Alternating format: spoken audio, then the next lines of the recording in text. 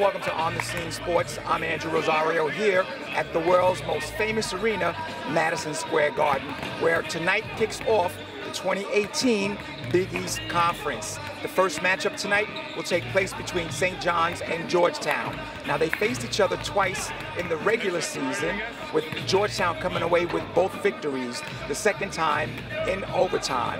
We'll speak with head coaches and the players after the game. Coming up next, our interviews with Gus Johnson and Bill Raftery, who will be calling tonight's game. The very intriguing game tonight in the fact that they faced each other twice in the regular season. Georgetown won both games, the second in overtime. What can we expect tonight? Well, you know, I think that more than that, I mean, it's just the nostalgia of this game tonight. Chris Mullin, Patrick Ewing, it's almost as if things have really come to full circle. 83, when these two guys competed against each other, you know, if Magic and Bird were responsible for the rebirth of the NBA, then Mullin and Ewing were responsible for the birth of the Big East. So to see these two, you know, Hall of Fame, 50 greatest players coaching against each other now for their schools, I think is something very, very special. I think Shamorie Ponds is brilliant.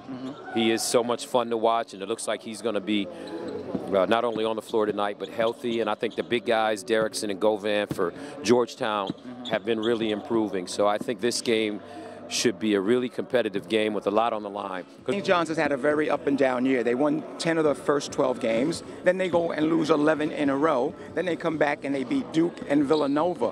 Why the swing? Shamorie Ponds started playing better. You know, he wasn't shooting the ball well early in Big East play, but then he turned it around, found his touch. They realized that he was their leader, keep the ball in his hands at all times. And they scored some huge victories. That Duke game was incredible, and then going on the road and beating Villanova, I think that was incredible as well. Having these two guys, there's something about that era. You know, the foundation of the league is basically those one-name guys, you know, Chris, Patrick, and Eddie Pickney, Pearl, and then the coaches you throw in there, Louis, Rowley. So that part of it is exciting. And, you know, I think the tradition still lingers. And I think these two choices are the reason they don't want it to linger as tradition. They want it to move forward. And, you know, both of them are excited about what transpired this year. Disappointed, obviously, in not doing much better. But they both speak well of their recruiting and the type of kids that they want for their program. So just think of one thought, interrupting you for a second. DePaul has not done exceedingly well. And St. John's and Georgetown, he had this fledgling league of 5 years, has been extremely successful without these marquee cities and teams. So it bodes well for the future. Your crystal ball, who do you think will be playing Saturday night? Wow.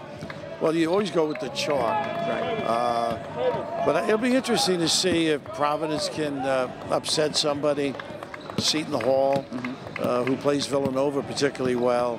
But I think I'd have to go with Xavier and Villanova in the rubber match. Well, I'll tell you what, as I mentioned before, listening to these two guys call these games is just worth it. Oh, that's great to hear. So get home early, snuggle, get a nice cool drink, and enjoy the game.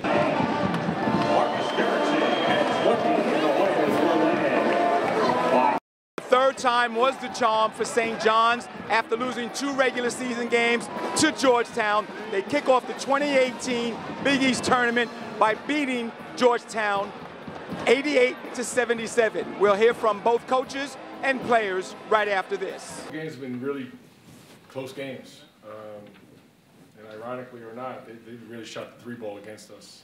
And then tonight they had 9 at halftime. I thought our defense was much better in the second half. You know, I thought the first half, you know, they got too many open looks, too many walk-in threes, no resistance. I thought we were fortunate to only be down 6 at halftime.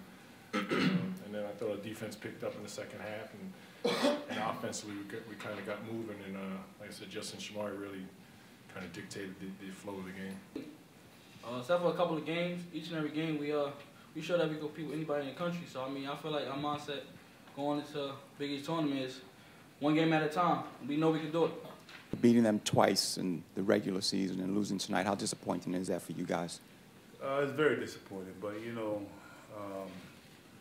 it's hard to beat a good quality team at St. John's 3 straight times.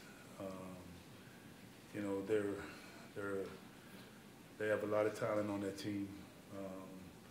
They're very well coached, and you have to be able to play your A game if you want to beat them. And as you see in the stat sheet, we didn't bring our A game. You know, Jesse and Marcus, they played. Based on the stat sheet, they brought their A game, but no one else really stepped up.